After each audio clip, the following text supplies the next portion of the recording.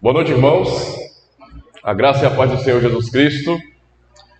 É um grande prazer, mais uma vez, passar aqui na primeira igreja batista, convidado pelo irmão Cleiton, para também cooperar com o trabalho aqui dos irmãos. Isso é realmente algo abençoador para a nossa vida, é prazeroso fazê-lo e eu sei que também é algo importante para todos nós, não só para a comunidade local, mas mesmo assim nós estaremos registrando esse momento aqui, gravando para colocar também nas redes sociais, no YouTube também, justamente para que outras pessoas, outros irmãos que de repente não puderam vir hoje, irmãos de outras comunidades também possam refletir mais tarde também sobre esse assunto que é tão importante, tão caro para nós, e que nós não podemos fazer vista grossa, porque está aí.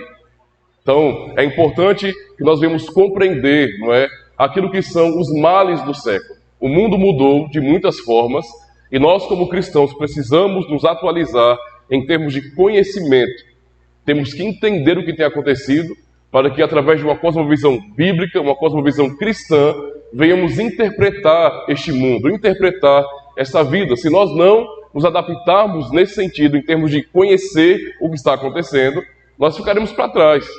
E talvez muitas coisas que atingem jovens, que atingem adultos, que atingem a todos, se tornem para nós também tabu. E muitas pessoas não conheçam, não entendam, e às vezes acabem, muitas vezes, oprimindo jovens nas comunidades. A sociedade como um todo tem esse problema. E nós precisamos, como cristãos, refletir, olhar para o que tem acontecido, e não fazer vista grossa, mas realmente buscar a luz da palavra de Deus para nos ajudar a batalhar também as nossas próprias batalhas, em nossa própria época. Eu queria já fazer uma leitura de um texto bíblico, que é o texto do Salmo 91. Eu vou ler apenas o versículo 1 e o versículo 2, verso 1 e 2. Salmo 91 é um texto conhecidíssimo pelos irmãos, que nos fala sobre justamente a nossa segurança em Deus.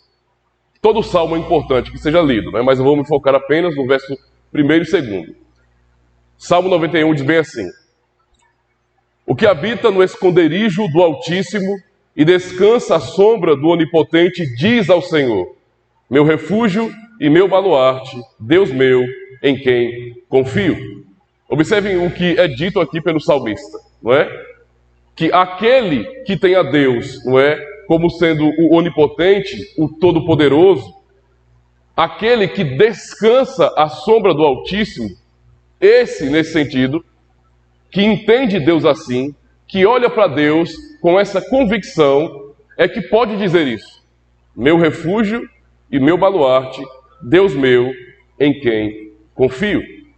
De cara, irmãos, eu já posso dizer que um dos grandes problemas de nossa geração, e do mundo inteiro, na verdade, é justamente o afastamento dessas verdades. Eu sei que podemos pensar assim, mas é claro que cristãos genuínos, crentes, é que confiam nessas palavras, na palavra de Deus, e então buscam refúgio, consolo no Senhor. Mas não podemos olhar para o mundo dessa forma. É verdade. Mas temos que lembrar que, embora não falemos assim sobre pessoas que são crentes verdadeiras no mundo inteiro, porque isso não é a realidade, ainda assim temos que compreender que a nossa cultura ocidental, ela foi formada com muita influência cristã. Logo, aquilo que era mais básico das famílias, a cosmovisão, o entendimento da vida, do mundo, da sociedade, isso era moldado também pelos princípios bíblicos. Então era muito comum em todas as famílias da sociedade ocidental, bem no início, que todos tivessem isso em mente. Apesar de não serem muitas vezes crentes verdadeiros, mas era normal que os filhos aprendessem de seus pais a olharem para Deus como o Senhor, como Deus Todo-Poderoso, aquele que é o pastor verdadeiro, que cuida das suas ovelhas. Só que ao passar do tempo, esse entendimento foi cada vez mais sumindo do meio do povo. E cada vez mais a sociedade foi se secularizando, ou seja, os princípios cristãos foram sendo abandonados e revoluções surgiram para afastar esses entendimentos da vida das pessoas e tirar de uma vez por todas isso da cultura. Nós vivemos um tempo assim, de uma guerra cultural, onde há realmente uma tentativa desenfreada de acabar com os princípios sólidos da palavra de Deus. Princípios que regem, na verdade, como nós devemos compreender o mundo, a moral e vários aspectos da vida. E muitos, então, não seguiam mais pela palavra de Deus. A grande questão é, se as pessoas tiram do Ocidente, tiram das famílias, muitas vezes cristãs mesmo, a cosmovisão verdadeira, a bíblica, quais serão as consequências disso? Não dá para você remover algo tão importante para a nossa cultura sem esperar que consequências ruins aconteçam. E é disso que se trata realmente. Certamente, então, muitos desafios, não é, nós enfrentamos nesse contexto onde há um abandono dos princípios do Evangelho. Males que vêm sobre nós e que muitas vezes, então, abalam nossas estruturas. Lembremos que no passado, os cristãos na história sofreram muito. Perseguidos de morte, presos, humilhados publicamente, e mesmo assim, com todo aquele sofrimento, com o medo em que eles viviam na sociedade, sendo odiados por parentes, por vizinhos, por governos, ainda assim, aqueles cristãos, eles tinham força para lidar com aqueles problemas. Mas olhamos para a nossa geração e estamos lidando com situações que às vezes abalam nossas estruturas, situações que às vezes não temos uma resposta e ficamos perplexos por causa disso. Nós podemos imaginar, não é, como o mundo tem mudado radicalmente e trazido, infelizmente, coisas ruins, uma cultura má, uma cultura estranha. Nossa geração, ela está sofrendo, ela está vivenciando um fenômeno muito sério, não é? E nós não podemos dizer que estamos acostumados com o que está acontecendo, porque tem nos abalado. Este fenômeno eu poderia resumir dizendo que é o fato de não conseguirmos lidar mais com os nossos problemas. Eu digo problemas da cultura, problemas de nossa geração. Diferente das gerações que vieram antes de nós, nós não estamos conseguindo lidar com os problemas de hoje, com os males sociais, os males emocionais. Tudo o que tem acontecido então tem sido difícil para a geração de hoje dar uma resposta, não é? Isso é importante para nós. E antes de pensarmos sobre quais são esses males, nós devemos nos perguntar por que nossa geração é assim tão frágil. Talvez nós não nos sintamos tão fracos assim, mas quando olhamos para as gerações passadas da igreja, vemos que cristãos do passado, eles eram fortes. Eles lutavam, viviam e morriam pelo Evangelho. E problemas adversos não abalavam o coração daquelas pessoas. Eles confiavam em Cristo e se agarravam a isso. A essa verdade até morrer muitas vezes. A pergunta é, por que nossa geração é tão frágil? A ponto de não conseguir lidar com os problemas atuais. Então falemos sobre os males do século. O fato, irmãos, é que quando falamos dos males do século, podemos pensar em muitas coisas. Em muitas coisas. A falta de harmonia do ser humano, por exemplo, é um terrível mal. E isso vem justamente da queda, não é? A partir da queda, se os irmãos podem lembrar, por exemplo, o relato da queda em Gênesis capítulo 3, vão perceber que antes da queda havia uma harmonia geral em toda a criação. A partir da queda, maldição. Aquilo que era uma bênção para o homem tornou-se algo hostil. Ou seja, a natureza nos faz mal, muitas vezes, por conta de consequência do pecado, do nosso afastamento de Deus, não é? Em Adão. Então podemos olhar para esses males tendo isso como raiz, como a base sólida.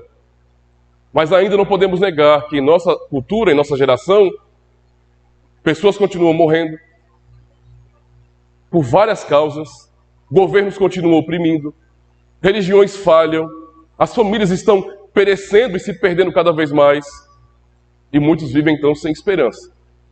Então não podemos tentar fazer uma lista exata de todos os males que nós vivemos hoje. São muitas coisas, são muitos males. E tudo isso nos desafia a dar uma resposta para nós mesmos e também para o mundo também, não é? Para o mundo. Em meio a tudo isso, irmãos, avançamos, mesmo diante de tantas crises, avançamos em tecnologia, temos conhecimento acumulado, coisa que os antigos não tinham. Por exemplo, antigamente nós temos na história, não é, o relato de grandes gênios que surgiram. Pessoas que tiveram acesso a um sistema de educação precário à população, não é, bem limitado, mas que era uma outra metodologia e que formou gênios, verdadeiros gênios, não é? E eles não tinham a facilidade que nós temos. Eles tinham que trabalhar muito, aprender um monte de idiomas diferentes, latim, grego, hebraico e o que fosse preciso para estudar. Enquanto nós temos à nossa disposição um verdadeiro mundo, não é? Pesquisando no Google, por exemplo, ou no YouTube. Eles tinham dificuldades, não é? E nós temos tecnologia. Muita tecnologia, conhecimento acumulado. Temos novos métodos, novas estratégias, informação à disposição. E mesmo assim, nada parece bastar e trazer alívio para as almas cansadas dos homens hoje. Essa é a nossa realidade. Porém, uma coisa muito séria tem acontecido e tem assustado a todos, além dos problemas que eu já citei. Nunca se falou tanto, por exemplo, de suicídio em nosso mundo. Se os irmãos tiverem interesse em estudar um pouquinho da história, tenta pesquisar sobre a questão de suicídio, por exemplo, vão perceber que no passado não se falava nisso. Para as pessoas de antes, não é? O suicídio era uma coisa seríssima e raramente alguém cometia algo assim. Tanto é que pesquisas apontam justamente um número devastador de suicídios em nosso mundo. Então é um fenômeno realmente terrível e novo, que tem assustado. Nunca se falou tanto sobre isso na humanidade. Nunca se usou tanto a palavra suicídio. Nunca se discutiu, se debateu tanto sobre isso. Nunca se estudou tanto a esse respeito, não é? E mesmo quando alguém não chega ao ponto de cometer um suicídio, ainda assim, muitos acabam vivendo uma vida completamente estranha, infeliz, angustiada, por causa de depressão, de ansiedade e de vários tormentos, de várias doenças psicossomáticas. Essa é a nossa dura realidade, ou seja, pessoas assim não estão vivendo como deveriam viver. Não estão desfrutando de maneira correta e madura dos dons que Deus deu a cada um de nós. Por conta disso, porque vivem, não é, em trevas, angustiados e com medo de tudo. Estamos vivendo então a era onde, por mais que doenças terríveis, não é, em nosso corpo possam realmente tirar nossa vida, nos afastar de momentos alegres, ainda assim a humanidade tem sofrido muito com a questão das doenças da alma ou as doenças psicossomáticas. São tantos transtornos que às vezes é difícil de entender. Se alguma vez algum irmão tiver curiosidade de saber sobre transtornos, não é? Transtornos, doenças psicossomáticas, vocês vão perceber a quantidade de nomenclaturas que existem para definir certos sintomas ou reações de pessoas com relação a isso. Mais estranhamente ainda, esta imagem, essa ideia, não é, tem demonstrado que cada vez mais as pessoas são inclinadas ou suscetíveis a isso. O mundo tem ficado mais triste e não mais alegre. Nós temos hoje, digamos assim, como já falei, mais tecnologia, mais conhecimento. Não é? A tecnologia, nesse sentido, nos traz muita coisa boa, com muito entretenimento e muitas coisas legais que nós gostamos de fazer e assistir, mas ainda assim, tudo isso não tem bastado e as pessoas continuam se entristecendo cada vez mais. Antigamente, quando nós pensávamos, por exemplo, na figura de um homem, de alguém depressivo, imaginávamos uma pessoa bem idosa, que durante toda a sua vida não pôde realizar certos sonhos e, portanto, não estava conseguindo lidar com a frustração e, de repente, ficava em depressão. De repente, alguém que trabalhou muito, era muito apaixonado pelo trabalho, mas chegou finalmente o tempo de se aposentar e a pessoa não consegue lidar com aquilo e ficava depressivo por causa disso. Isso era muito comum. Mas essa imagem ela está sendo substituída em nosso tempo por imagens de crianças. Crianças, hoje, jovens, adolescentes, também estão tendo que lidar com a depressão. E esse é o fato novo. Crianças e jovens também têm que lidar com a ansiedade. E esse é o fato novo.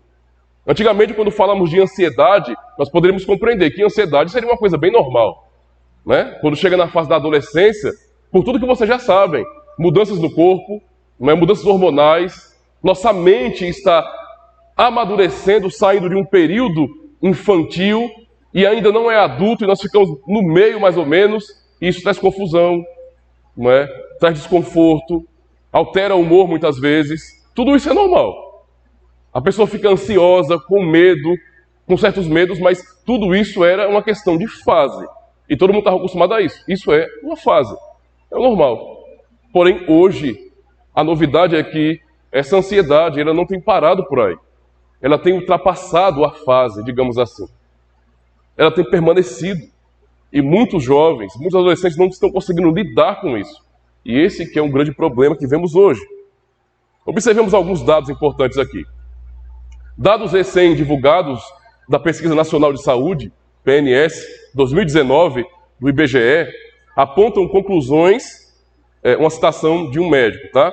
Que nós, profissionais de saúde mental, já observamos de perto nas clínicas e consultórios um crescimento significativo do número de casos de depressão do Brasil. Segundo a pesquisa, 16,3 milhões de pessoas com mais de 18 anos sofrem da doença, um aumento de 34,2% de 2013 a 2019. Então não são dados tão atualizados assim. É uma pesquisa feita de 2013 a 2019. Em alguns estados brasileiros, por exemplo, como Rondônia, o incremento foi de 70% dessa população, não é, com algum tipo de transtorno mental, psicológico. Na Paraíba, já são mais de 220 mil diagnosticados. E no Espírito Santo, 350 mil pessoas que alegam ter tais problemas. Depressão, ansiedade, síndrome do pânico e outras síndromes aí. Observem que realmente os números são alarmantes. Segundo dados publicados pela Organização Mundial da Saúde, o maior índice de pessoas com ansiedade no mundo está justamente entre os brasileiros. Nosso país, o nosso povo é apontado no mundo como sendo praticamente um dos países mais depressivos e mais ansiosos do mundo. É 5º lugar na posição.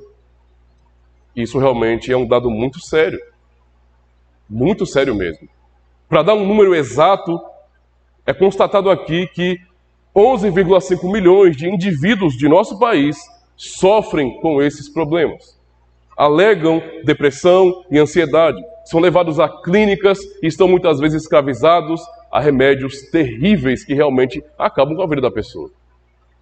Isso é um fato triste. Agora, para piorar a situação, para entendermos realmente a gravidade da coisa, chegamos agora justamente nos jovens. Estranhamente, irmãos, há um crescimento acelerado, rápido, grande desse tipo de problema em adolescentes de 12 a 17 anos. Isso é abismante. Isso tem deixado os profissionais da saúde, pais, comunidades cristãs, o mundo inteiro perplexos. Como é que isso pode acontecer? Que razões um adolescente de 12 anos ou até 17 anos, que razões essas pessoas têm para estarem ansiosos, com muitas síndromes ou depressivos? Eles nem viveram tanto assim, ainda falta tanto para eles começarem realmente a amadurecer, ter experiências na vida, eles nem vivenciaram o que muitos adultos já vivenciaram na vida. Eles não tiveram muitas vezes a experiência do primeiro emprego, nunca sofreram uma pressão de trabalho, mas estão passando por problemas que deveriam acontecer, tecnicamente, nesse mundo corrido, somente em adultos. Em pessoas com 30, 40, 50 anos, mas está se manifestando em adolescentes. E a pergunta é, o que o mundo tem tentado fazer? Quais são as soluções que o mundo tem oferecido para resolver esse problema? Antes de tudo, é importante citar uma coisa. É preciso deixar claro que as tentativas do mundo, no sentido geral, dos profissionais da área da saúde, da família, das organizações religiosas, são tentativas boas, louváveis. Mas, ao mesmo tempo, nós temos que reconhecer que é preciso afirmar a verdade. Nós somos limitados demais para lidar com problemas tão complexos. Limitados demais para resolver tais problemas. E é por isso que os problemas têm apavorado o mundo. Porque nossa resposta não é definitiva, nós não conseguimos entender perfeitamente o que isso é, tentamos nos aproximar para tentar resolver o problema, mas o fato é que nós somos limitados demais. E o fato é, em termos de demanda, que o desespero é muito maior do que a nossa capacidade de ação. É muito maior. Então, o aumento, e vocês podem pesquisar até sobre isso, não é? Há sim uma procura gigantesca por formação nessas áreas. Não é? Psicólogo, psiquiatra, psicanalista, há uma procura grande com relação a isso. Só que essa procura não mostra que estamos avançando, prova ao contrário. Prova que o problema é tão grave que nós não estamos dando conta, então há um desespero grande para tentar resolver o problema das pessoas. É isso que nós estamos vencendo neste mundo. E as soluções que são mais evidentes, não é? Que são mais ofertadas às pessoas, geralmente são terapias. Em boa parte dos casos, não é? São remédios, os famosos tarja preta. E se vocês conhecem bem, jovens, adultos, que de repente tiveram algum problema assim e foram aos remédios, ficaram completamente, digamos assim, completamente desfigurados. Não em termos físicos, mas você não consegue reconhecer a pessoa muitas vezes. Você costumava ver a pessoa alegre, brincando com todo mundo, algo assim aconteceu e rapidamente o que foi ofertado para resolver o problema foi um remédio desses fortes mesmo, um tarja preta. E a pessoa agora começa a andar como se fosse um zumbi. Eu não sei se vocês tiveram a experiência ou conhece alguém assim, mas a pessoa não tem ânimo. Não tem ânimo. Então, está na cara que o remédio não resolve o problema. Não resolve. O remédio é meio que uma ilusão, porque ele apenas trava você, para que você não enlouqueça, entende? É simplesmente isso. Mas o rosto abatido, a tristeza no olhar e essa angústia que está estampada na cara é a prova de que o remédio não tem resolvido o problema. São as nossas soluções, tão limitadas, não é? Tão limitadas. E nós temos que aprender a reconhecer isso. O grande problema nosso como humanidade, e eu digo da comunidade científica, daqueles que são pensadores, não é? É olhar para a humanidade, olhar para o homem como se nós fôssemos um amontoado de células. Como se fôssemos apenas um belo show de reações químicas. Será que nós somos isso? Porque é assim que nós somos tratados. Quem vai para muitos médicos aí sabe muito bem que nós somos tratados assim, não é? Como apenas um pedaço de carne. Sabe? Alguém que não é além daquilo que está vendo, que você está vendo. E nós não somos assim. Esse entendimento é um entendimento muito materialista, é ateísta, e o ser humano é tratado como se tudo na vida dele diz respeito ao seu corpo, quando na verdade nós somos muito mais do que um corpo. Muito mais do que isso. Então não há uma preocupação com a vida das pessoas. É em apenas você dar um remédiozinho, não é? Que controle a pessoa. São as nossas soluções. Mas a pergunta então, e os jovens cristãos? Porque tudo isso é o alarme do mundo com relação aos males de hoje, aos males do século. A pergunta é, e nós cristãos? E os nossos jovens? E os nossos adolescentes? E há uma coisa que tem que ser entendida aqui, irmãos. Porque eu sei que nas comunidades cristãs, para nós cristãos, muitas vezes certos assuntos são um tabu. Nós não entendemos e parece que às vezes não queremos entender. E quando isso acontece em nosso contexto, nós temos uma facilidade muito grande de rejeitar, de não querer ouvir ou de tratar como se fosse uma frescura. Então temos que entender uma coisa importante. Jovens cristãos são apenas jovens. É simplesmente isso. Jovens cristãos não têm superpoderes. Porque os jovens cristãos, não é, louvam a Deus num culto, ouvem uma pregação, têm irmãos para ajudá-los. Isso não significa dizer que eles estão livres desses problemas. Não estão. Nenhum de nós está. Essa é a realidade. Então temos que reconhecer a nossa humanidade aqui, as nossas fraquezas, nossas limitações. Assim como qualquer jovem lá fora, como qualquer adolescente que não conhece o Evangelho, que não tem pais cristãos, que não fazem parte de uma comunidade cristã, os nossos jovens, os adolescentes da igreja, também têm as mesmas incertezas, muitas vezes, os mesmos problemas emocionais, crises do mesmo jeito, dúvidas com relação à sua própria vida, não é? Crise de identidade, são iguais nesse sentido. São as mesmas lutas, as mesmas tentações. Sermos cristãos não nos coloca em uma redoma de vidro protegidos. Nós não podemos jamais imaginar que, porque somos cristãos, Deus estará sempre nos livrando de tudo. Não, Deus mesmo, como bom pastor, nos conduz tanto a pastos verdejantes, como também a vales escuros que nos causam medo. Ele é o pastor que faz tudo isso. Por isso é importante reconhecer que nós temos problemas assim. Se fizermos uma pergunta sobre o porquê o mundo está tão doente, então, a resposta é clara, é direta. E nós sabemos da resposta. É por falta de Deus. Essa é a resposta base. Não é? É a resposta mais simples e direta que nós temos. O mundo está doente por falta de Deus. Não há uma razão cósmica além dessa. Essa é a grande razão cósmica. Porque todo mal, toda a maldição, digamos assim, toda a morte, como o desenvolvimento da vida na morte, que é o caso nosso depois da queda, a vida que é corrompida e então se acaba, tudo isso, não é, que atinge não somente nosso corpo, mas também nossa alma, tudo isso está presente e nós estamos tendo que lidar com isso todos os dias. Todos os dias. O mundo caminha cada vez mais, não é, a passos largos mesmo, para longe do seu Criador e, consequentemente, longe de si mesmo. Aqui eu cito o reformador de Genebra, João Calvino. Ele tem um pensamento dele nas suas institutas da religião cristã, que é bem interessante, que é uma verdade que muitos acabam não entendendo. Ele afirma justamente assim, que nós só podemos conhecer a nós mesmos se nós conhecemos primeiro a Deus. O homem não consegue conhecer a si mesmo sem antes conhecer o seu Criador. Sabe aquela frase bem comum, às vezes em charges, em postagens do Instagram ou do Facebook, por exemplo? Conhece-te a ti mesmo, não é? A frase de um filósofo, não sei se Platão, se Aristóteles, alguém lembra? Platão, Aristóteles? Um desses aí, um filósofo grego, desses grandes. Conhece-te a ti mesmo, eu acho que era Platão mesmo. Conhece a ti mesmo. Na teologia cristã, o entendimento não é exatamente esse.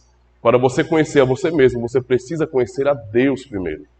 É só diante do Criador, de Deus, que você pode contemplar quem você é, que você fica completamente nu diante dele, porque ele te conhece perfeitamente. E então, é olhando para ele que você sabe quem você é. Isso é um ponto importante aqui. O mundo doente, não é? É um mundo de crise de identidade. As pessoas não sabem quem são. Não sabem quem são. São identidades forçadas e não ter uma identidade é um terror. É por isso que, na adolescência, ficamos um pouco confusos, porque, para falar a verdade, estamos tentando descobrir quem nós somos na vida. Nós não sabemos ainda. É difícil. Imagina agora todo mundo vivendo assim. Ainda que muitos trabalhem, tenham profissões, sejam pessoas reconhecidas na sociedade, ainda assim, no fundo do coração, elas têm essa crise de identidade, essa crise existencial. É assim que o mundo vive, não é? Caminhando cada vez mais para longe do seu Criador e para longe de si mesmo. Esse é um fato. A pergunta agora é, mas por que os jovens cristãos também estão sofrendo desses males? Por que os jovens cristãos estão sofrendo tanto com esses problemas? Para alguns parece uma coisa irracional, sem lógica. Ora, nós somos cristãos. E os nossos adolescentes que aprendem na igreja, aprendem na pregação, na leitura bíblica, a confiar em Deus, não é? Nós cantamos, nós lemos que o Senhor é nosso pastor e nada nos faltará, que Ele é o nosso refúgio, a nossa fortaleza, é o socorro bem presente na hora da angústia, na hora da tribulação. Então, quem sabe disso não pode ter depressão, não pode ficar ansioso, não pode ficar com medo. Só que a questão todinha, embora seja bastante lógica, não é? É entender o seguinte: nós somos vida, pessoas. Nós não somos uma matemática. A matemática não resolve tudo para a gente. E uma das coisas que ela não pode resolver é isso, não é? Nós somos frágeis, somos fracos. Alguém pode dizer, não, mas eles fazem parte da igreja, pastor. Eles ouvem o evangelho toda semana. Eles participam das atividades da igreja, eles têm irmãos mais maduros para ajudá-los. Qual a razão para eles estarem tristes ou então ansiosos? Eles têm tudo diante deles. Será que eles conseguem desfrutar dessas bênçãos, ou pelo menos as enxergam, as entendem? Mas temos bênçãos da igreja, não é? A graça do Senhor Jesus Cristo, então qual é o problema? Um dos livros que eu achei bem interessante para também ajudar pessoas que estão passando por problemas assim, foi um livro do Dr. Martyn Lloyd-Jones. Na década de 60 ele escreveu um livro chamado Depressão Espiritual. E também tem livros como, por exemplo, do grande batista histórico, Charles Haddon Spurgeon, não é? A Depressão de Spurgeon, para mostrar que grandes homens de Deus, teólogos, pessoas que conheciam profundamente o Evangelho, estudavam e dedicaram a vida inteira a estudar e a pregar o Evangelho, tiveram que lidar com depressão, com problemas dessa natureza. Veja uma questão importante aqui. Nesse livro, Depressão Espiritual, Martyn Lloyd-Jones ele faz uma abordagem, digamos assim, um pouco puritana. Não sei se vocês estão acostumados com esse termo de puritanismo. Puritanismo foi um movimento histórico reformado, não é, do século XVII, onde os irmãos ali eles desenvolveram muita teologia, catecismos, confissões de fé, fizeram muito trabalho teológico, não é? E ficaram bem conhecidos por sua luta por santidade ou por uma reforma completa. De maneira geral, esse é o movimento puritano. E há um conceito puritano aqui importante, não é? De abordar essas questões de depressão ou ansiedade, por exemplo, com relação à causa. Nós não podemos ficar somente olhando para os sintomas, não é? Estamos vendo o problema. A questão é, nós sabemos qual é a raiz do problema? O que está por detrás do problema? O que está causando aquilo? Então é uma busca pela causa. Eu vou realmente desenvolver esse assunto porque é importante para nós. Então eles tinham uma maneira tríplice de olhar a questão da causa. Eles primeiro se perguntavam qual é a causa circunstancial do que está acontecendo aqui. Qual é a causa circunstancial? A segunda pergunta é qual é a constituição física, mas o que eles querem dizer com isso é sobre temperamento. Questionando, mas o indivíduo, ele é alguém que realmente tem um temperamento assim, ele é uma pessoa mais melancólica, mais masoquista, eu digo em termos de traço de caráter, né? Ele é alguém mais ativo, mais imperativo, ele é alguém que é naturalmente mais, sabe, aquela pessoa cheia de energia, que é alegre, ri toda hora, quase que pula de tanta energia e abraça todo mundo. Ele é assim, não é? Então é mais ou menos por esse lado. E a terceira causa que ele aborda é a causa espiritual. São as causas espirituais. E é importante pensarmos sobre isso. Eu quero fazer o caminho inverso. Nós citamos primeiro causas circunstanciais, constituição física, ou temperamento nesse sentido, e causas espirituais. Mas vamos começar justamente pelas causas espirituais. Nós sabemos, irmãos, que a vida de um cristão, ela é uma batalha espiritual. E aqui eu já aproveito e ensino algo para vocês. Se vocês alguma vez ouvirem alguém falar sobre batalha espiritual, entendam. O que é ensinado e traduzido como batalha espiritual é mais ou menos assim. Tipo, você assistiu Harry Potter, você assistiu O Senhor dos Anéis, As Crônicas de Nárnia, ou então algum dos filmes da DC ou da Marvel, não é? E você vê todo aquele negócio de poderes, superpoderes e tal, e às vezes se imagina que batalha espiritual é isso. Estamos aqui, estamos visualizando um monte de hostes de demônios ali, e estamos usando os dons espirituais para derrubar esses demônios. Isso é uma balela, na verdade. Batalha espiritual é algo muito mais sutil. Entende? Muito mais sutil. O diabo, ele não é alguém que vai ficar na sua frente, não é? Sendo caricato com você. A ideia do diabo, o objetivo dele é ser sutil para nos derrubar na surdina, na calada. Para corromper os nossos princípios, a levar-nos para o pecado. É isso que ele faz. Então, há uma questão importante para observar aqui, é justamente essa. Talvez a causa, a razão da depressão, do pânico, do medo, da ansiedade, talvez, eu estou dizendo, seja uma causa espiritual. Lembre-se, são 3 causas que eu quero citar, mas a primeira é a espiritual. Talvez seja espiritual. Talvez alguém esteja assim, mesmo um adolescente, não é um jovem, esteja assim tão triste ou então angustiado e às vezes também ansioso ou com medo por uma questão espiritual. Talvez ele não esteja vigiando em sua vida cristã e esteja em sua vida particular vivendo de maneira errada. Isso pode acontecer também. E aí eu cito para os irmãos, nós sabemos muito bem o que é o mundo e o que o mundo nos oferta todos os dias. Não é? O mundo nos oferece, por meio da tecnologia, das mídias, acesso à pornografia, tanto pornografia explícita, mas também pornografias, entre aspas, mais leves, com muitos tipos de seriados, não é, de filmes ou de desenhos que são profundamente e explicitamente, muitas vezes, não é, desenhos sexualizados, não é? Há um apelo muito grande com relação a esse tipo de coisa. E isso talvez possa ser a causa da perturbação de um adolescente. Ter que lidar com isso. Às vezes com vergonha de falar, de se abrir com seus pais, de se abrir, sei lá, com alguém mais velho, algum irmão da igreja, tem alguma dificuldade e esteja enfrentando diariamente essas lutas, sem conseguir falar, e esteja sofrendo por causa disso. Porque no fim, isso realmente traz um peso na consciência muito grande.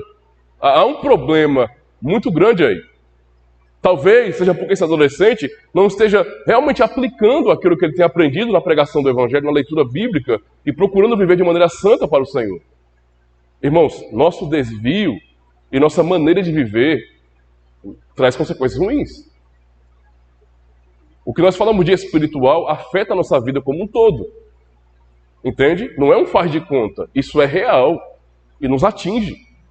Então, isso pode ser uma das causas. Quando olhamos, por exemplo, para Romanos capítulo 7, versos 14 a 17, Paulo diz bem assim: sabemos que a lei é espiritual, eu, contudo, não sou. Pois fui vendido como escravo ao pecado. Não entendo o que faço, pois não faço o que desejo, mas o que odeio. E se faço o que não desejo, admito que a lei é boa. Nesse caso, não sou mais eu quem o faz, mas o pecado que habita em mim. Paulo relata aqui em Romanos 7, justamente a sua angústia pelos conflitos em seu coração. Eu sei o que é bom, eu sei que a lei de Deus é boa, que o mandamento é perfeito, que não há nenhum problema com a palavra de Deus. O problema está em mim. Porque Deus me apresenta o caminho correto, a verdade, mas minha carne deseja algo diferente. E veja, o apóstolo Paulo falou isso. Se o apóstolo Paulo ele fala isso para compartilhar com a igreja e ensinar sobre a luta interior do crente, será que nós também não passamos por isso? Não só adolescentes, todos nós aqui, todos nós, eu, qualquer pastor, qualquer líder, todos nós passamos pelas mesmas aflições espirituais. É a luta constante da carne contra o espírito, da carne contra o espírito. É o desafio para assumirmos a nova vida em Cristo ou nos deixarmos levar pela velha vida adâmica. É isso que acontece. Não é? Então talvez a causa da angústia seja esses constantes impactos emocionais por nossos próprios pecados. Pecar entristece, irmãos. Angustia e também deixa ansioso. Se pensarmos agora na segunda causa, a questão dos temperamentos, isso é um pouco mais, digamos assim, mais fácil de entender, não é? Nós todos temos traços de caráter, digamos assim. Deus nos fez com uma diversidade realmente enorme. A criatividade de Deus, para que o glorifiquemos, está em toda a criação, toda a criação. E mesmo em nós, seres humanos. Nós somos parecidos, mas não somos iguais. Cada um de nós tem uma peculiaridade, não é verdade? De temperamento, nós temos um jeito de ser. Há pessoas que são, de fato, um pouco mais, digamos assim, orais, elas têm necessidade de falar muito. Vocês conhecem algum irmão que fala muito aí? Tem irmão que fala muito, um bocado, não é? Eu sei que vocês estão olhando para mim agora e estão pensando, o senhor é um desses, né? Não, relaxa, porque eu não sou, não. Estou falando porque é preciso, tá? Não é uma coisa tão natural assim em mim, não. Eu sou meio tímido. Mas veja, há pessoas que têm uma necessidade muito grande de falar o tempo todo, Há outros que já são bem mais recuados.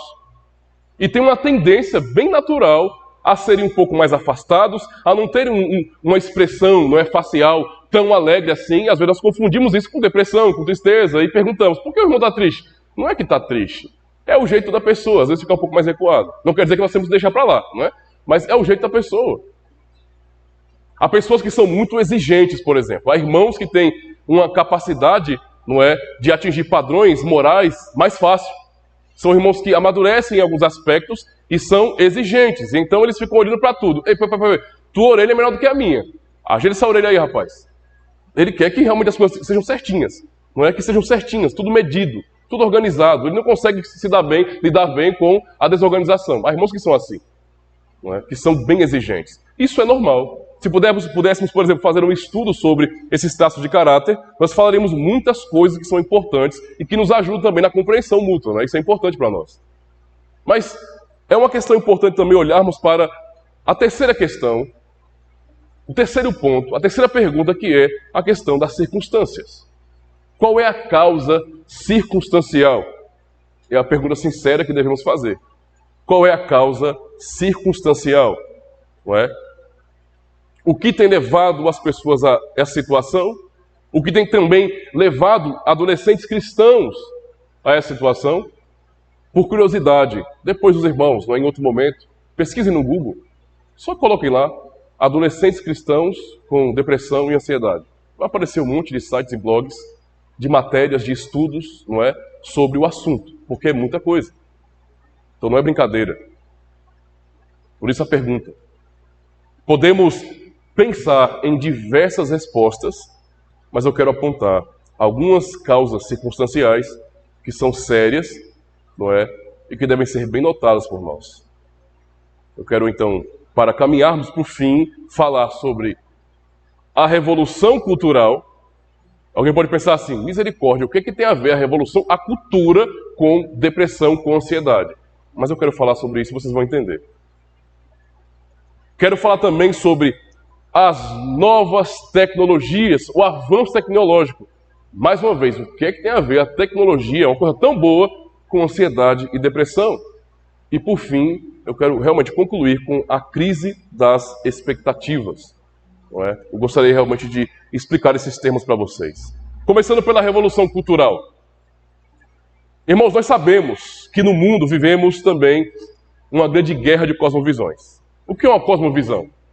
Cosmovisão, na verdade, são as lentes ou os óculos pelos quais você enxerga o mundo.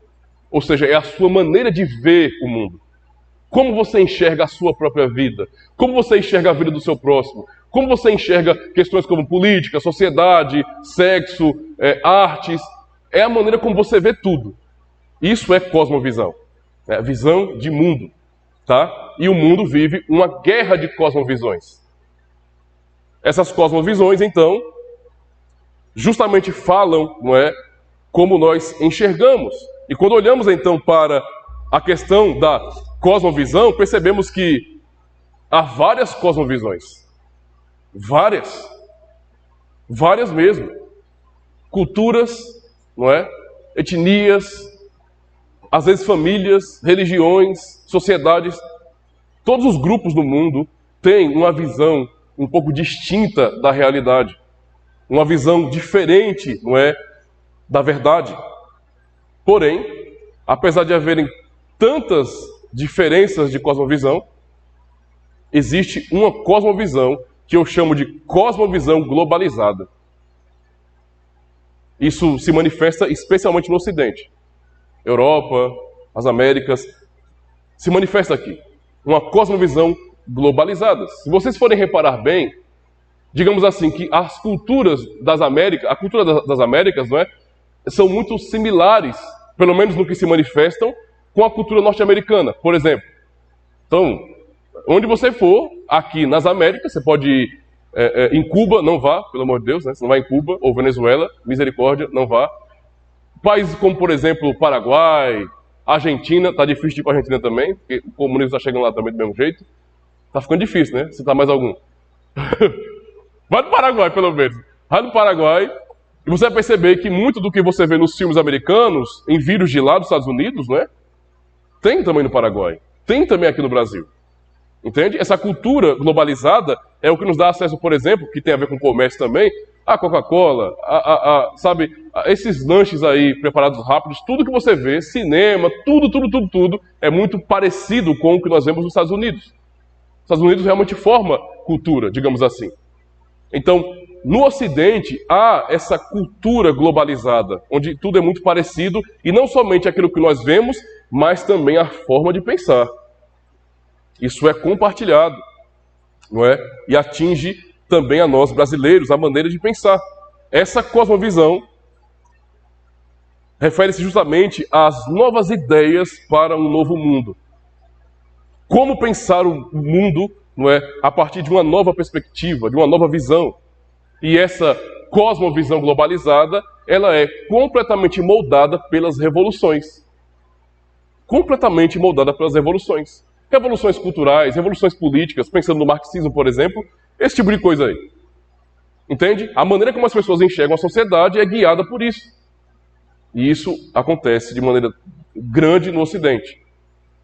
O que eu quero dizer com isso, irmãos, é que estamos na era da pós-modernidade, e nessa era, os pressupostos que nos foram transmitidos pela palavra de Deus estão radicalmente mudando.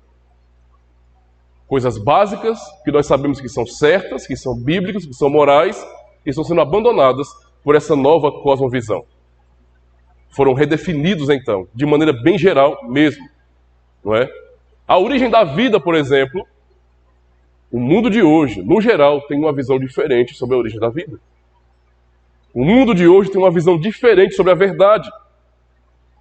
Hoje é quase que um crime você falar sobre verdade absoluta, não é? Tudo tem que ser relativo. Alguns até tratam pessoas que dizem bem assim, não, eu tenho certeza, como se fosse uma pessoa tola, um indouto. Porque o intelectual vai dizer que tudo é relativo. Isso faz parte dessa cosmovisão moderna. Há uma visão diferente das religiões e por isso o cristianismo, as igrejas, elas estão sendo cada vez mais comparadas a outras religiões. E eu preciso dizer aos irmãos, vocês são cristãos verdadeiros, tem que compreender uma coisa. Quando nós falamos sobre igreja, estamos falando sobre a única e verdadeira religião desse mundo. Eu não estou falando sobre denominações, eu estou falando sobre igreja. Isso significa dizer que, necessariamente, o nosso pensamento como cristãos, de dizer que há um só caminho, uma só verdade, é algo radical para o mundo de hoje, inaceitável, não é? Então o mundo de hoje tem uma visão diferente sobre política, sobre a natureza, sobre as artes, sobre o direito, sobre a família, sobre os relacionamentos, sobre o trabalho, por exemplo, não é? Sobre os deveres, sobre a moral, sobre o bem e o mal. Há uma visão totalmente distinta, separada daquilo que nós recebemos como herança de nossos pais, de nossos avós, dos cristãos do passado. Há uma mudança grande e essa mudança ela tem consequências terríveis. Lembre-se que estamos falando sobre possíveis causas para esse aumento da depressão, da ansiedade no mundo de hoje. E eu estou abordando justamente as questões culturais para isso. A grande questão aqui, irmãos, é que se olharmos para, por exemplo, fazendo um estudo na história da humanidade e pegarmos do início até mais ou menos o século XVIII, século XIX, nós vamos perceber que as mudanças, não é, elas foram um pouco mais sutis. Mas quando chegamos ao século XX, até aqui, o mundo se tornou outra coisa. É irreconhecível se você fazer uma comparação simples com relação ao tempo antigo e o tempo de agora. Há uma mudança realmente grande demais. Então o mundo se tornou outra coisa, não é? E a grande questão é que mudanças de cosmovisão, elas não param no campo ideológico. Elas não param aí. Mudanças de cosmovisão, ela muda também a nossa maneira de viver, o nosso estilo de vida.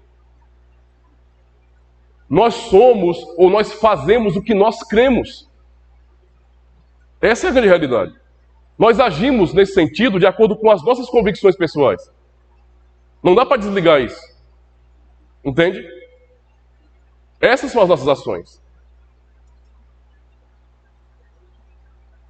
E eu acredito piamente, irmãos, que é justamente isso, esse problema de cosmovisão, com os seus desdobramentos, com as suas consequências, que tem adoecido o nosso mundo, adoecido a nossa geração, problemas de cosmovisão, a todos nós. E nós cristãos também somos alvos nesse sentido dessas grandes revoluções. É só comparar o estilo de vida pregado pelos apóstolos com o estilo de vida que nós vivemos hoje. Sejamos sinceros, é a mesma coisa. Olhe para o que Deus exige dos jovens na Bíblia e olhe para como os jovens vivem hoje. Eu digo no geral, a cristandade. Será que é a mesma coisa? Alguma coisa está errada. Algo foi mudado, foi tirado de lugar e muitos não percebem, não é? Muitos não percebem. Com quem, por exemplo, os jovens cristãos se parecem mais? É uma pergunta importante. Com quem? Com os apóstolos? Os cristãos de hoje veem os apóstolos como heróis? Com cristãos mais maduros? Com seus pais? Com os pastores? Com líderes cristãos? Com os heróis da fé registrados, não é, para o nosso conhecimento? Com o Senhor Jesus Cristo? Ou os jovens de hoje, ou a cultura de hoje, se parece mais com os ídolos que o mundo criou? Sejamos sinceros. Com quem nós queremos parecer? Eu acho que o que nós podemos visualizar em nossa própria vida, às vezes realmente nos mostra isso. Nós parecemos muito mais com as determinações, com a imagem criada para uma nova cultura, do que com os princípios bíblicos. Lembra do apóstolo Pedro? Covardão, né? Agoniado, covardão. Disse que não ia trair Jesus. Jesus disse que ele ia trair sim, ele disse que não, porque amava Jesus, e no fim acabou traindo. E antes dele negar Cristo aquelas 3 vezes, né, ele estava ali vendo o que estava acontecendo com o Senhor Jesus. E o que aconteceu? As pessoas reconheceram que ele era um seguidor de Cristo. Olha, aquele homem é um deles. E ele, espraguejando, xingando, disse: eu não conheço esse homem. Correu para outro lado, não é? Para o outro lado da roda onde estavam humilhando a Jesus. E quando ele chegou do outro lado, esse aqui é um deles. Ele tem um jeito dele. É um seguidor dele. E ele mais uma vez disse: não, eu não tenho nada a ver com esse homem. Eu nunca vi esse homem. Não é? Nunca nem vi, sei nem quem é, que nem o memezinho. E assim por diante. Veja, por mais que ele tentasse negar, estava explícito que ele era um seguidor de Cristo. Porque a vida dele estava demonstrando isso. E não dá para você esconder. Cristianismo não é uma coisa que você fala, é o que você vive. Entende a situação? A fé, ela se materializa na vida do cristão. Ela não é uma coisa que nós falamos, não é um discurso, não é uma teoria. É a vida, é a prática. Isso é fé de verdade. E isso tem acontecido. Pessoas que estão buscando se parecer muito mais com aquilo que o mundo determina do que com o Senhor Jesus Cristo. Há um princípio de Oséias 4, versículo 6, sua parte A, que diz bem assim: o meu povo está sendo destruído porque lhe falta conhecimento. Porque lhe falta conhecimento. Os males que vivenciamos como cristãos, que nos afligem, também vêm por causa disso. Nós sofremos muitas vezes por falta de conhecimento. O novo estilo do mundo, não é? É algo prático, irmãos. É algo para ser vivido, consumido, desejado, amado. E então chegamos, não é? A essa causa importante. As causas tecnológicas. E agora eu quero aplicar isso. Pensamos sobre cultura, sobre cosmovisão, vamos para as causas tecnológicas. Estamos na era das inovações tecnológicas e mudou muito rápido, né? Porque eu lembro que quando eu era adolescente, não existia smartphone. Eu lembro que eu assistia aqueles tokusatsu, né? Na Rede Manchete, ou então algumas outras séries, os Changemans, né? Os Flashmans ou o Jaspion, na época da minha adolescência, década de 90, e para aquela turma, né? Para aquele contexto ali, naquelas séries, aquilo que nós vemos hoje como smartphone é chamado de comunicadores, porque, assim, falavam sobre o futuro. Não é? E ficávamos impressionados com aquilo. Nossa, eles conseguem se comunicar se vendo. Era incrível. Pois bem, eu vi como era a expectativa para o futuro e agora estou vivendo esse futuro também. Não é? Estou realmente testemunhando que estamos vivendo a era das inovações tecnológicas. Só que tem um problema. Essa inovação tecnológica, que é boa, que nos traz muitos bens, também tem suas consequências negativas e que às vezes são também a causa de nossa angústia, de nossa tristeza nesse sentido, de nossa ansiedade. Por exemplo, é contestado isso, não é? Que o uso excessivo de smartphones e mídias sociais, mídias digitais, não é? Esse tipo de interação na vida digital é um dos grandes vilões. O apego a jogos. Eu sei que para alguns jovens que passam por algum problema nesse sentido, podem pensar bem assim: ah, mas as pessoas também não me entendem, me julgam, digam que eu sou um fresco, isso é frescura, que eu não estou sendo crente de verdade. Só que isso existe, irmãos, isso existe. Mas também, do outro lado, existe também a rejeição desses jovens em, às vezes, reconhecer que o acesso a tanta informação, a tanto entretenimento, tem nos causado um mal terrível. Nós não fomos criados para viver assim, escravizados a um smartphone. Escravizados a algo assim. O entretenimento é um bem de Deus para nós. Nós somos criados também para provar de prazer no entretenimento. Né? Então, eu tenho que olhar realmente para a arte, conhecer a beleza, a música. Tudo isso são bens que Deus nos deu para a nossa alegria, digamos assim. Mas eu não posso tornar os dons que o Senhor nos deu, as dádivas do Senhor neste mundo, algo que me escravize. E veja, isso está acontecendo em nossa geração, nessa geração, justamente pelo abuso, não é? Pelo uso excessivo dessas novas tecnologias. Por mais que pareça uma coisa estranha, e para alguns jovens talvez ofensiva e até clichê, essa é a grande realidade. Pergunte a profissionais da área mental qual é a resposta que eles têm para dar para tanto aumento de depressão e ansiedade. Eles não vão ter uma resposta fixa. Mas o que nós estamos vendo? Que nossa geração, não pode só dos jovens não, viu? É todo mundo. O cara teve smartphone hoje, tem que vigiar. Porque facilmente você entrega todo o seu dia no smartphone. Não é? Seja jogando no computador, seja jogando no celular, isso é uma coisa muito comum. Infelizmente, e isso tem, de fato, sido uma causa para esse desespero da humanidade. E adivinha só, nós cristãos também gozamos desses bens.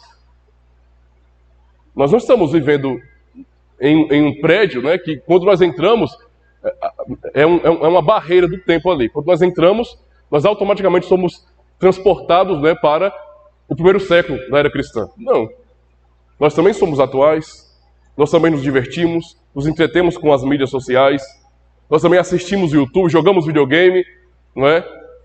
Nós também, no sentido geral, os jovens, as pessoas jogam joguinhos de celular, jogos online, isso é muito comum. Os cristãos não estão afastados dessas coisas. A questão todinha é que esse tipo de ação, ou a maneira como as pessoas têm desfrutado desses bens tecnológicos, tem se transformado não em algo que elas fazem somente para se divertir, mas tem se transformado no seu próprio estilo de vida. Entende a situação?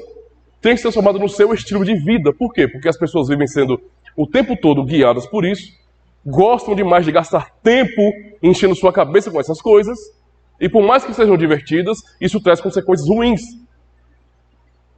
É só perguntar às gerações mais antigas, aos avós, se no tempo deles os jovens eram tão ociosos com relação a trabalho ou a certas responsabilidades, e se eles tinham o tempo todo, não é, digamos assim, o tempo livre para viverem se divertindo. Eles tinham hora para tudo, eles vão se divertir, mas também vão aprender, vão produzir, vão se interessar por aquilo que vai trazer maturidade a eles, e não somente o entretenimento.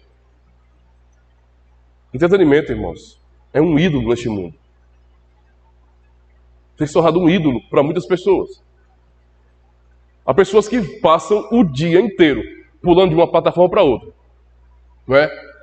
Vamos listar aqui. Começa, Facebook não, está muito antigo.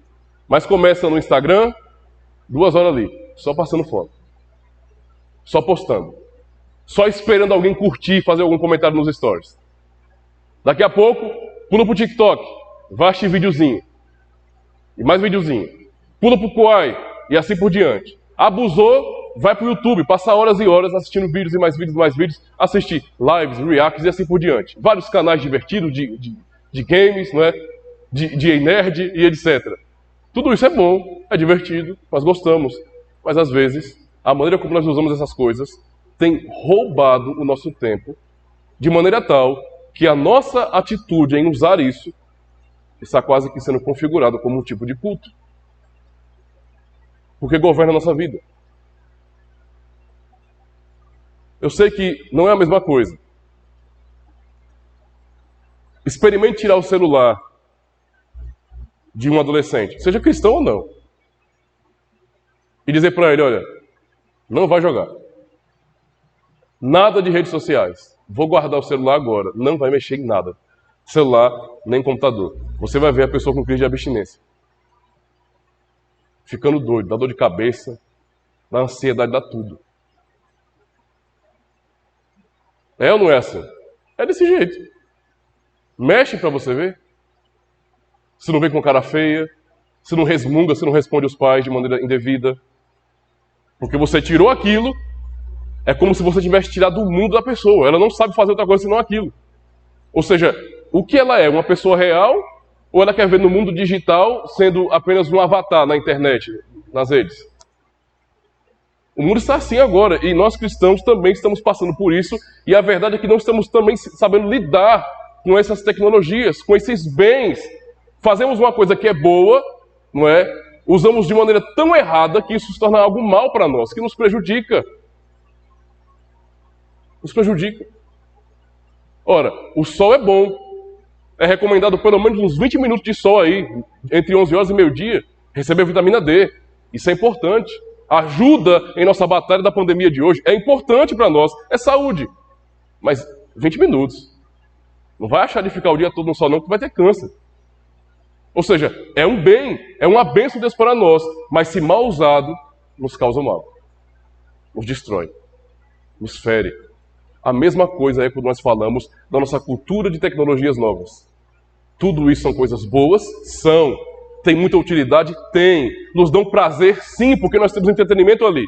Mas quando nós não controlamos isso, e de maneira desenfreada, queremos consumir conteúdo, nós vamos ficando escravos daquilo. Por isso, nos sentimos ofendidos quando nossos pais, né, vou falar assim, como se eu fosse um menino de 12 anos, como se nossos pais tirassem nosso celular, ficássemos com raivinha. Não é? Ficássemos com raivinha. Esse é o ponto aqui, irmãos. Crise de abstinência por causa de celular, por causa de redes sociais, e isso é uma demonstração de como nós também, cristãos, somos atingidos por essa doença do mundo de hoje. Eu pergunto aos irmãos, estamos caminhando para a conclusão, pergunto aos irmãos, quanto tempo você, jovem ou não é você cristão, gasta olhando para a tela do seu smartphone? Você já fez a conta? Já se interessou em, eu vou cronometrar o meu tempo de uso do celular?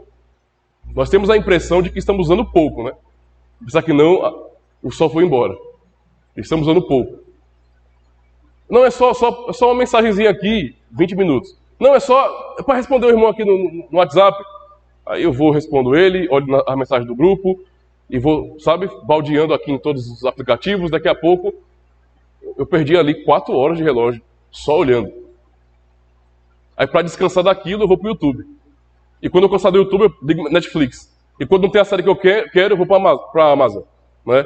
E quando eu não tenho ali um conteúdo melhor da Marvel, vamos para Disney Plus, vamos para outra coisa. Percebe? Nós temos ferramentas para ficarmos baldeando, né? O dia todo procurando nos entreter, de uma plataforma para outra, de um aplicativo para outro. É desse jeito. Então, quanto tempo você gasta usando seu celular? Pergunto ainda mais. Quanto tempo você gasta, ou, melhor dizendo, quanto tempo você investe lendo a palavra de Deus, as Escrituras Sagradas? Quanto tempo você investe orando também? Ainda mais, quanto tempo você investe refletindo, contemplando, pensando naquilo que você ouviu na pregação do domingo, nos hinos que você cantou, na palavra que você ouviu? Quanto tempo você pensa naquilo que Deus falou para você? Porque eu quero dizer para você uma coisa, irmão. Para jovens e adultos, tanto faz. Se nós não gastarmos tempo, não investirmos tempo para refletir na palavra de Deus, vai entrar por aqui, um ouvido, e sair pelo outro. E não haverá amadurecimento e nem força para lidar com esse tipo de coisa. E então, nessa fraqueza, certamente eu estarei usando as mídias sociais como uma pessoa ímpia, que não teme a Deus, que não tem o Evangelho, usa. Pergunto aos irmãos ainda. Vocês têm coragem de fazer um crossover? Vamos fazer um crossover entre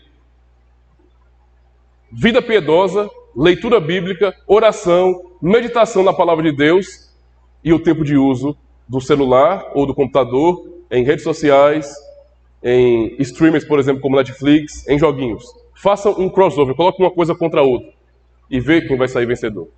Se a sua vida com Deus ou a sua vida de diversão. Eu tenho uma inclinação a dizer que a nossa tendência maior é ajudar, não é, quando diz respeito ao entretenimento, à diversão. Ler a Bíblia tornou-se para o jovem cristão uma coisa chata. Pesa os olhos, né? Eu começo a ler, não entendo as palavras, mas o jovenzinho cristão, o adolescente, é quase que um hacker, né? Ele não entende o texto bíblico, porque para ele são palavras complexas demais. Mas quando ele vai para a internet, ele aprende sozinho, não é? Todo tipo de código possível. Ele aprende a lidar com todo tipo de plataforma, que para alguns que são mais velhos, são complexas demais. Ele aprende fácil, assim, ó, rapidinho. Aprende até a programar sozinho, só assistindo vídeos, tutoriais. Mas a leitura bíblica é uma coisa chatinha pra caramba. Orar, é como se você sentisse que você estivesse falando ao vento. Falta fé, irmão. Fé.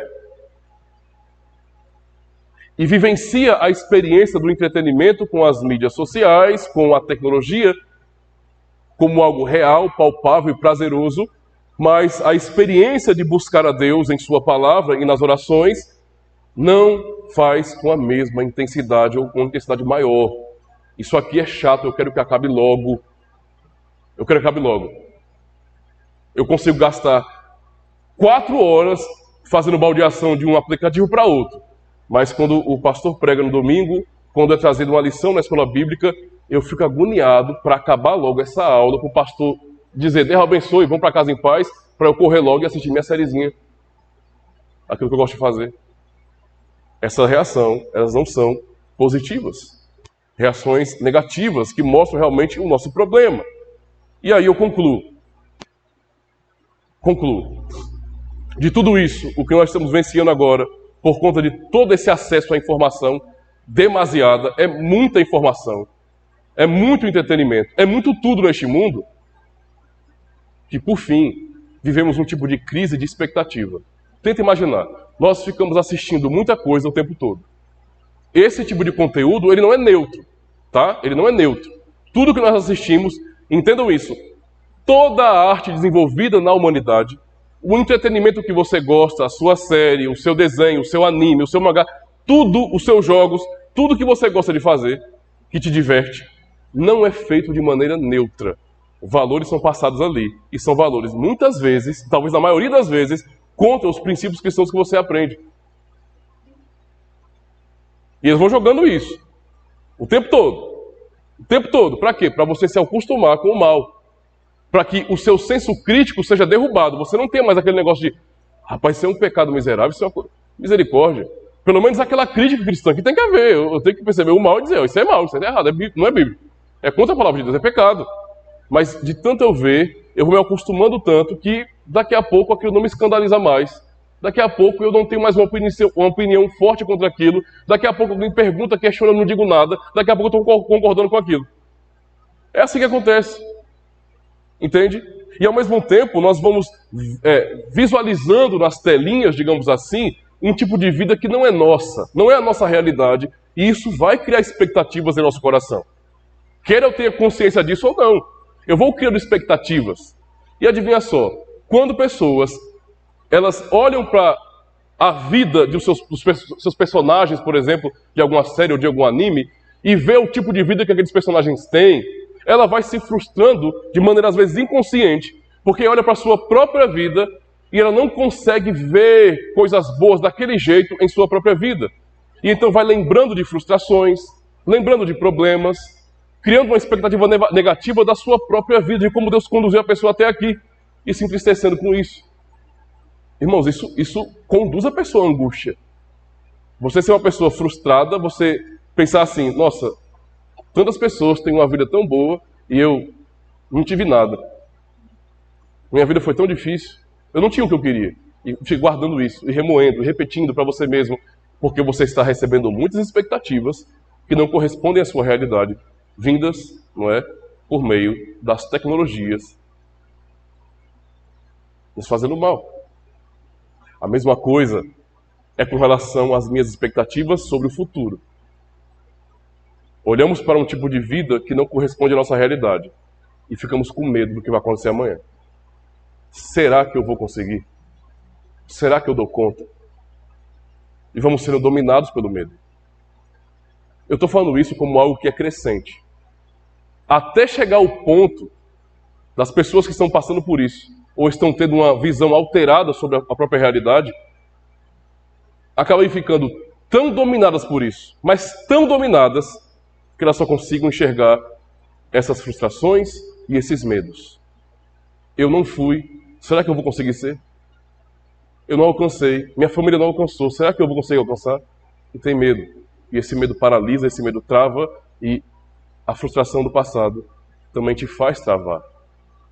As coisas começam assim, irmãos. Essa é a única explicação lógica. É a única explicação lógica por que nossa geração é tão depressiva e tão ansiosa. Antes desses benefícios sociais ou desses avanços tecnológicos, o mundo não era assim. É bom que avancemos? É. Mas como cristãos, precisamos ter a cosmovisão correta dessas coisas e usá-las para a glória de Deus. Irmãos, nós podemos usar o nosso celular, nós podemos usar tudo o que está ao nosso redor para a glória de Deus. Nós podemos fazer isso. E nós somos chamados para isso mesmo. Ora, a maneira como eu uso o meu celular tem glorificado a Deus? Eu tenho que me perguntar isso. Ou eu tenho transformado essa ferramenta que é tão boa em um ídolo para mim, que domina a minha vida? Tem que me questionar. Meu computador, eu pedi um notebook para o meu pai, eu trabalhei e comprei um computador, um PC gamer. Legal. Massa. Um dia, quem sabe eu não tenho um também, que eu tenho à vontade, pense. Mas esse PC Gamer, esse computador, tem glorificado a Deus? Eu tenho usado para a glória de Deus? Ou aquilo está destruindo minha vida, me afastando dele? Ou a partir do momento que eu comprei o celular, eu tenho dito para quando o irmão, o líder da igreja, fala bem assim, hoje é reunião de oração. E eu tenho negado, não é, ir para a oração porque eu prefiro ficar um pouco ali e jogar um pouquinho e assistir um pouquinho. Perceba a situação? São coisas boas, irmãos, eu não estou condenando elas. Eu também gosto de tudo isso. Mas se nós não tomarmos cuidado, nós vamos fazer desses bens que Deus nos deu ídolos em nossa vida e estaremos pecando. Comece a olhar então para a sua própria vida nesse sentido e se questionar isso. É muito importante que venhamos entender essa verdade para que venhamos desfrutar de uma vida cristã madura. Jovens, adolescentes cristãos, aprendam a olhar em direção a Jesus Cristo. Isso nunca deixou de ser verdade. É a grande verdade. Se vocês ficarem sendo guiados por esses ídolos montados pela cultura pop, pelo mundo de hoje, vocês vão se perder. Vocês não vão saber o que é o caminho, o único caminho, verdade e vida, que é Jesus Cristo. E estarão querendo parecer cada vez mais com os artistas, com os cantores que vocês ouvem, com cantores que... Mas são músicas boas, porque não falam palavrões, porque não são músicas imorais, mas que têm letras tão pobres, tão vazias, letras que não têm nada de transcendente, que não podem apresentar para você nenhuma visão de consolo, que não falam da glória de Deus. Toda letra musical, por mais que as músicas sejam boas, né? Músicas boas, a arte em si seja algo bom, a poesia do mundo, ela é pobre, completamente pobre, porque por mais que o homem componha, belas canções, belas músicas, suas letras, sua poesia, não falam da glória de Deus que eles mesmos desfrutam todos os dias, da sua bondade na criação. Nós temos que olhar para essa realidade e entender, Cristo nos deu um caminho, apenas um caminho. Ele é o nosso rei, Ele é o nosso herói, Ele é o foco de nossas vidas. E não essas coisas. Temos que olhar para isso. E mesmo porque diante das aflições que enfrentamos hoje, e para os jovens, entendam isso, não é? Se vocês não buscarem a Cristo, se vocês realmente se entregarem à maneira como o mundo, nesse sentido, desfruta dos bens na sociedade ou da tecnologia, vocês ficarão tão vazios de Cristo que na hora de uma crise, na hora de um desespero, de uma crise de pânico, de uma ansiedade, de repente de uma depressão, vocês não vão ter referencial, não saberão para onde ir, para quem olhar, ficarão perdidos. As palavras de Deus, inspiradas pelo Espírito Santo, não estarão em seu coração e vocês não vão ser lembrados delas. Não vão lembrar que Deus é o auxílio, que Ele é o Senhor, que Ele conduz nossas vidas e se entregará à angústia e se entregará aos medos. Cristo é quem diz a nós, em Mateus 6, não andeis ansiosos. Basta a cada dia o seu mal. Não andem ansiosos, porque é um Deus todo-poderoso que cuida de vocês. Essa é a realidade. Então temos que realmente olhar para essa verdade, irmãos, e guardá-la em nosso coração. Guardá-la em nosso coração. Romanos 12, aqui eu encerro. Verso 1 e 2, texto que os amados conhecem de cor salteado. Rogo-vos, pois, irmãos, pelas misericórdias de Deus, que apresenteis o vosso corpo, sacrifício vivo, santo e agradável a Deus, que é o vosso culto racional, e não vos conformeis com este século. Lembra de tudo que eu disse? Tudo que eu expus aqui para vocês? O problema cultural que tem levado, sim, pessoas a terem uma visão errada sobre a vida, sobre a existência, e se entregado nesse sentido, nesse loop de emoções negativas e até se tornado idólatras nesse sentido da cultura. Paulo está dizendo, e não vos conformeis com este século, mas transformai-vos pela renovação da vossa mente, não é? Para que experimenteis qual seja a boa, agradável e perfeita vontade de Deus. Se nos entregarmos ao mundo, mesmo estando como membros de igreja, porque vocês podem ficar aqui e frequentar o culto nos domingos, vir para a escola dominical, para a escola bíblica. Isso não vai adiantar muita coisa se o teu coração, se a tua mente não estiver firmada em Cristo. Se você não entender a vida cristã ou a fé como vida, como estilo de vida, mas tratar isso ainda como algo que vocês fazem, algo que nós fazemos, e não quem somos, nós facilmente seremos conduzidos a uma perspectiva mundana de vida, mesmo sendo membros de igreja. Então, transformai-vos pela renovação da vossa mente, não é? Para que a nossa vida ela seja transformada de verdade e possamos viver de acordo com o Evangelho. Não apenas concordar com o Evangelho, mas viver de acordo com o Evangelho. É isso que o Senhor nos ensina. Ainda cito alguns textos aqui para nossa conclusão. Filipenses 4, verso 6. Não andem ansiosos por coisa alguma, mas em tudo, pela oração e súplica, e com ações de graças apresentem seus pedidos a Deus.